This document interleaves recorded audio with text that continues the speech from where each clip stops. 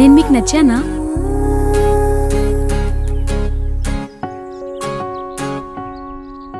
మీరు నాకు చూడగానే నచ్చేశారు. లైఫ్ ఈజ్ సో క్రేజీ కదా.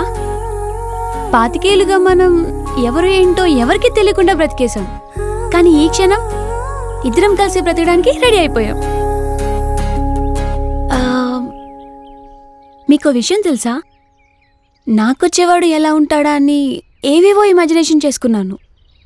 కానీ మీరు నా ఇమాజినేషన్కి ఏమాత్రం తగ్గలేదు. మరి నేనెలా ఉన్నాను?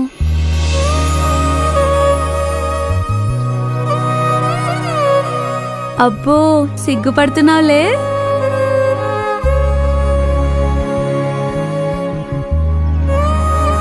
ఏంటి, భయపడుతున్నావా? అర్థమైంది, నువ్వు చాలా ఇంట్రోవర్ట్ అనుకుంటా. ఏం పర్లేదు, మీరు నాకు అర్థమైతే చాలు. పెళ్ళికి ఇంకా 1 month టైం ఉంది. ఈలోపు ఫుల్గా అర్థం చేసుకోవచ్చు.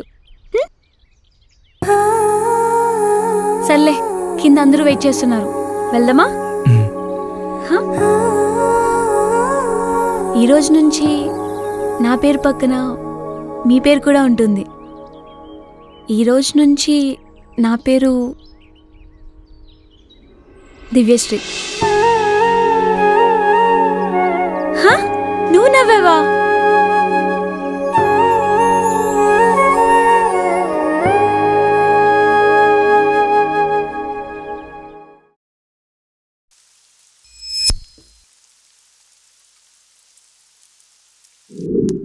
మా నమ్ముకి బెంగళూరులో ఫ్రీ సీట్ వచ్చింది. నీకు తెలుసు కదమ్మా, అదొక్కతే అక్కడ ఉండలేదు. అందుకే దానికి తోడుగా నేను కూడా వెళ్తున్నా. నువ్వన్ని బాగా చూసుకోమ్మా. మీలా చూసుకుంటా అత్తమ్మా. వెళ్ళొస్తాము. బాయ్ వదినా. జాగ్రత్త అమ్మా. సరే అత్తమ్మా, వెళ్ళిన వెంటనే ఫోన్ చేయండి. వచ్చేసారా? ఏవండి, టీ పెట్టనా? వద్దు, నాకు అలవాట్లేదు. అదేంటి, అత్తయ్య మీకు టీ అంటే చాలా ఇష్టమని చెప్పారు. అదొకప్పుడు. ఏమైంది దీనికి? ఎందుకు ఇలా ఉన్నారు? ఏవండి, స్నానానికి వేడి నీళ్ళు పెట్టాను, వెళ్ళి స్నానం చేయండి. అక్కర్లేదు, నేను తర్వాత చేస్తాను. నీళ్ళు చల్లారిపోతాయండి. పర్లేదు, చల్లనీళ్ళే చేస్తాను. ఎలాగో నాకు వేడి నీళ్ళు చేసి అలవాట్లేదు. ఏంటినా ఇలా బిహేవ్ చేస్తున్నారు? ఏవండి, కర్రీ ఏం చేయమంటారు? ఓ, తినడం కూడా అలవాట్లేదా? బయట తినేసాను. ఏంటమ్మా రోజు కర్రీస్ పడేస్తున్నారు అలాగా? మా ఇంట్లో ఎవరు తినర్లే, డైటింగ్. ఆ మాత్రం దానికి వండుకోవడం దేనికి?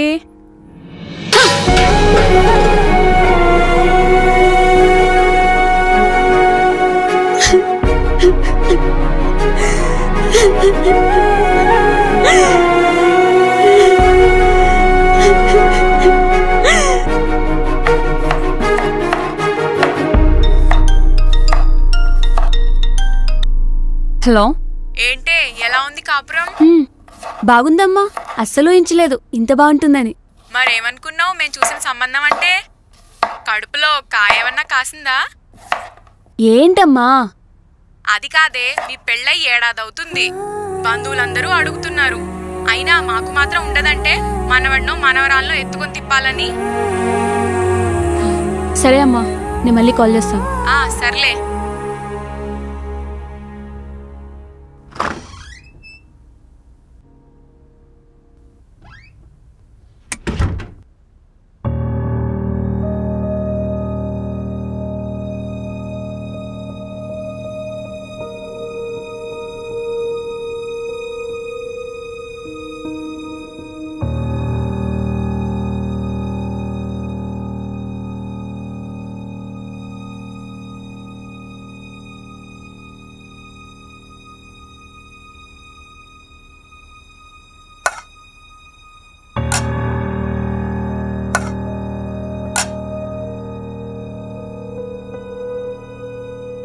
అంటే ఇది నీకు తిన్నా తినకపోయినా సచ్చినా పర్వాలేదన్నమాట.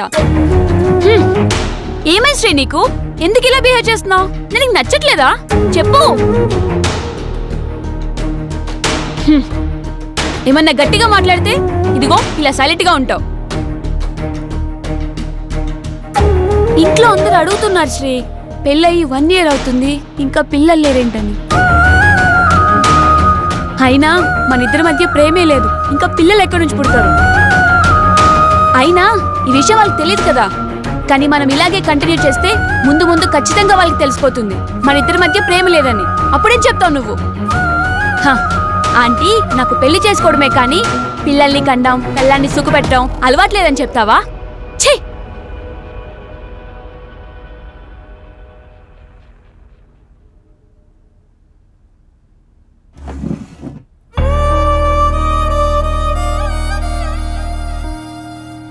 ఆ రోజు నేను అన్న మాట మా ఆయనకి బాగా గుచ్చుకున్నట్టుంది. కరెక్ట్గా 1 ఏడాదికి మాకు పాప పుట్టింది. కానీ మా ఇద్దరి మధ్య ప్రేమ మాత్రం పుట్టలేదు. కొన్నాళ్ళు అలానే బ్రతికేశాం. కానీ ఒకరోజు మాత్రం నేను మర్చిపోలేను. ఎక్కడికి వెళ్తున్నావు శ్రీ? బయటికి వెళ్తున్నా. నాకేం బాలేదు శ్రీ. ఏమైంది? ఒంట్లో బాలేదా? గుండె బద్దలైపోతుంది. ఈరోజు మన పెళ్లి రోజు. ఏంటి భయపడుతున్నావా? ఇంట్రోవర్టా? అసలు ఇంకెన్నాళ్ళు ఇలా భయపడతావు శ్రీ? అసలు నీ బాధ ఏంటి? నాకేం బాధలేదు. మరి నాతో ప్రేమగా ఉండొచ్చుగా. ఉంటున్నాను కదా. అవునా? ఉంటున్నావా? సరే అయితే మనం ప్రేమగా ఉన్న ఒక్క క్షణం చెప్పు నాకు. ఏం మాట్లాడవేంటి శ్రీ? చెప్పు శ్రీ. మనకి పెళ్ళయి 9 ఏళ్ళు అవుతుంది. ఒక్కసారైనా నన్ను సరదాగా బయటికి కానీ సినిమా కానీ తీసుకెళ్ళావా? మాట్లాడు శ్రీ, ఇలా రాయిలా ఉండిపోతావా? అంటే ఆఫీస్లో బిజీగా ఉండి కుదరలేదు. శ్రీ, మనకి పెళ్ళయి 9 ఏళ్ళు అవుతుంది. ఇన్నేళ్లలో నీకు ఒక్కసారి కూడా నీకు ఆఫీస్లో ఖాళీ దొరకలేదా? అంతెందుకు, ఇది ఇంత బాధపడుతుంది కదా అని ఒక్కసారైనా నన్ను దగ్గర తీసుకున్నావా? ఏం మాట్లాడవేంటి శ్రీ? ఇలా బండాయిలా ఉండిపోతావా? దగ్గరికి రాకు శ్రీ, నన్ను మాట్లాడిని. నువ్వు చేస్తున్న గాయం కంటే ఇదేం పెద్దదేం కాదు. శ్రీ, నీకు పెళ్ళయి 2 ఏళ్ళు అవుతుంది, ఇంకా పిల్లలు లేరేంటని ఇంట్లో వాళ్ళు ప్రెజర్ పెడితే మనం దాన్ని కన్నాం. కానీ ఒక్కటి చెప్పనా శ్రీ,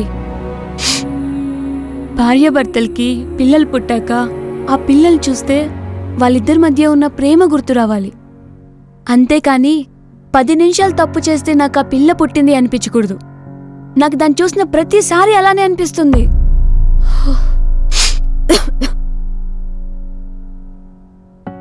ఈ 9 ఏళ్లలో మన పెళ్లి రోజు వచ్చిన ప్రతిసారి నేను ఎంత ఏడుస్తూ చస్తూ బ్రతుకుతున్నానో నాకు మాత్రమే తెలుసు. ఇదంతా పుట్టింట్లో తెలిస్తే చులకనగా చూస్తారనే బాధ భరించలేకపోతున్నా శ్రీ.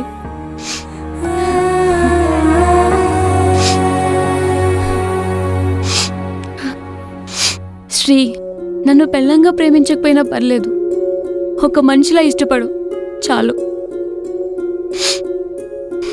డాడీ,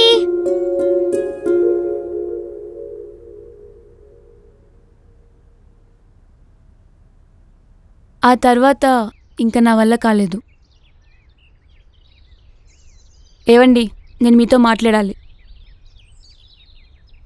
నాకు తెలుసు, నేను మీతో మాట్లాడినా తిరిగి మీరు నాతో మాట్లాడడం గగనమే అని.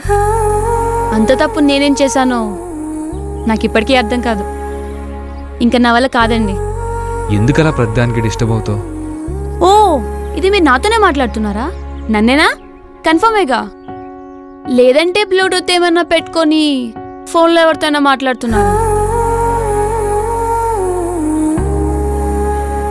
ఎవరిని డిస్టర్బ్ చేస్తున్నారండి? 7 తెలుసు కదా, ఇక్కడ కూడా అలాగే బ్రతికేస్తున్నా.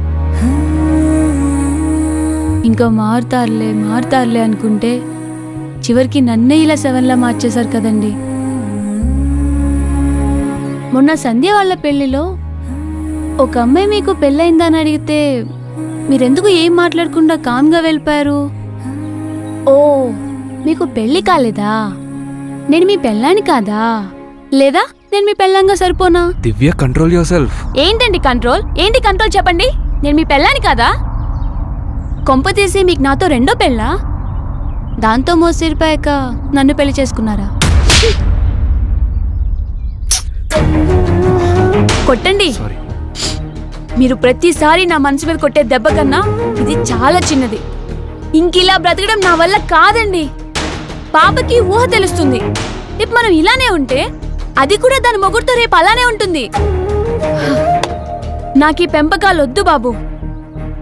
నా కోసం ఒక్కటి చెయ్యండి ప్లీజ్.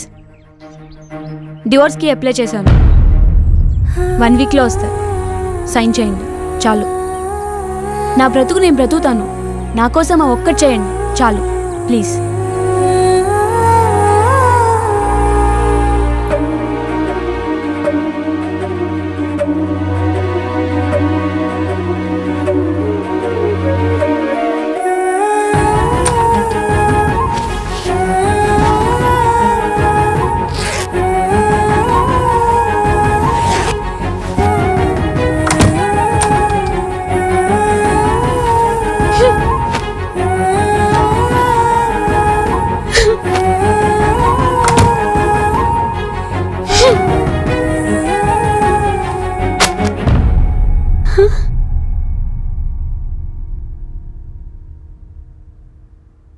లావణ్య, శ్రీ,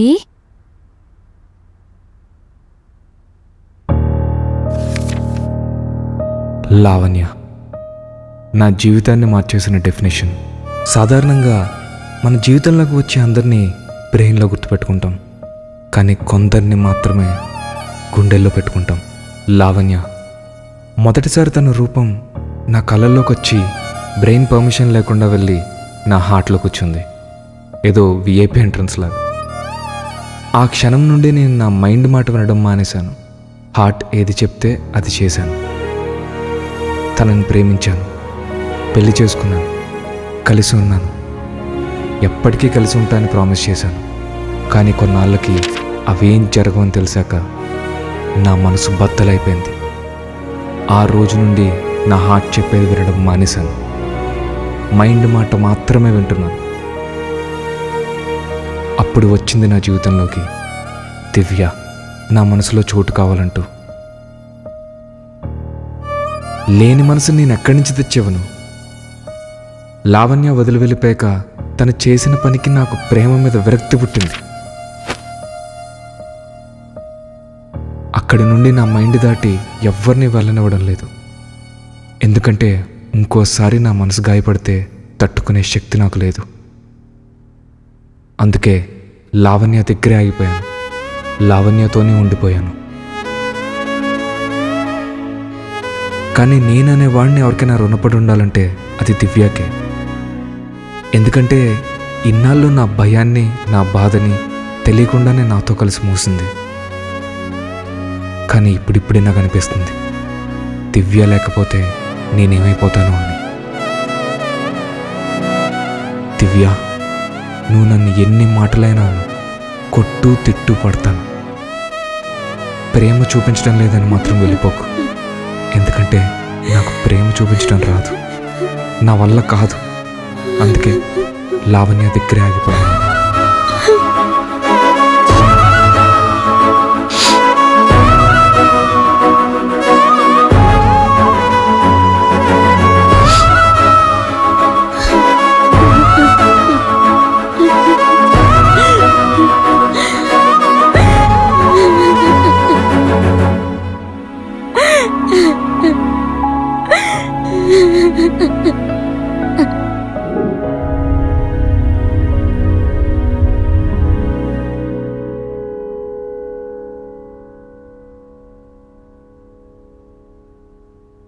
సారీ దివ్య, నేను కావాలని చేయలేదు. నేను బాధపడ్డాలని కాదు. I'm so sorry.